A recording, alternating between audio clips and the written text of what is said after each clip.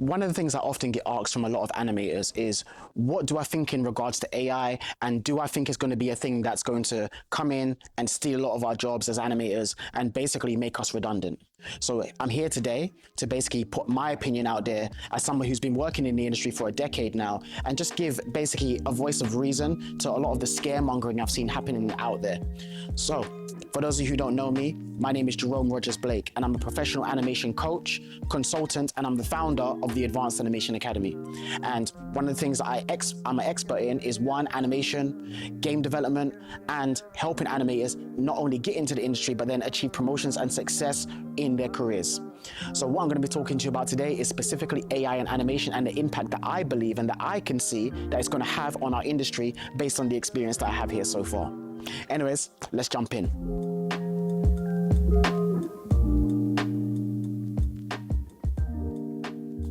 So where I see AI as a technology is ultimately I see it as a tool, because I understand where a lot of the fears come from, because some of the results that you're seeing from, AI technologies out there like Sora, that is able to take videos like you're seeing on screen right now, and then essentially go ahead and turn that into a Blender file that's already basically retargeted onto a 3D character of your choice. That's incredible. And if you asked somebody this a year ago, you would never believe that technology would have come this far, this quickly.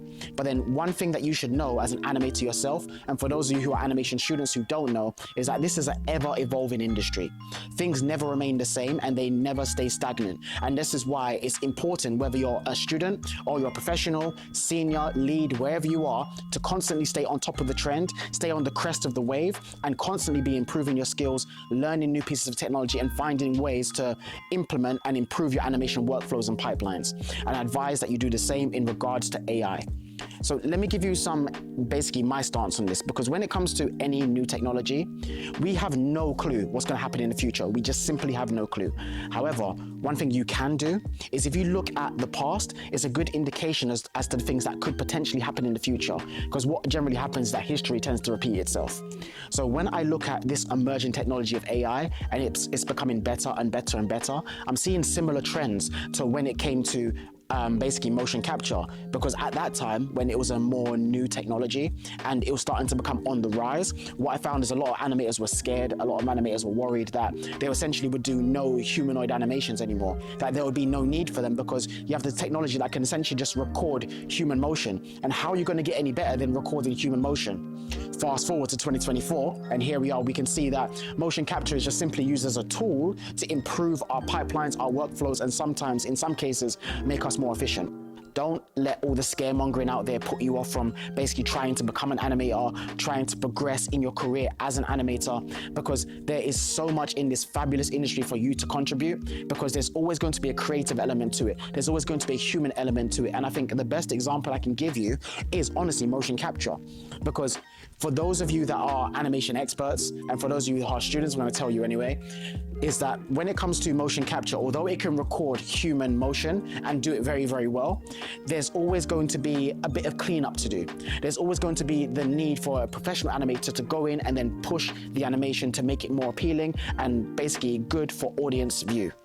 Because if you take raw motion, like motion capture, it doesn't turn out so well. And from what I'm seeing with AI, although like some of the results are quite impressive, there are still some nuances that sometimes make the end result look a little bit lifeless. And how do you tell AI to basically incorporate or implement those changes?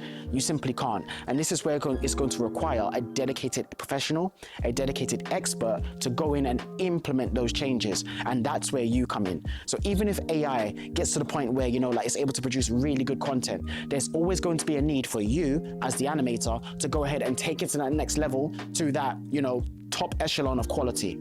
And that's where you come in ultimately. Thanks for listening to this video, guys. If you guys want to know more about me, more about what I do, just follow me on the Advanced Animation Academy, and you can see all my links to all my socials here on screen and somewhere around this video. And that'll be at Mr. Jerome Blake on Instagram, LinkedIn, Twitter as well. And obviously you can find me here on YouTube too. And that's all I really have to say. It's been a pleasure speaking with you guys. Stay safe out there, take care, and happy animating. Peace.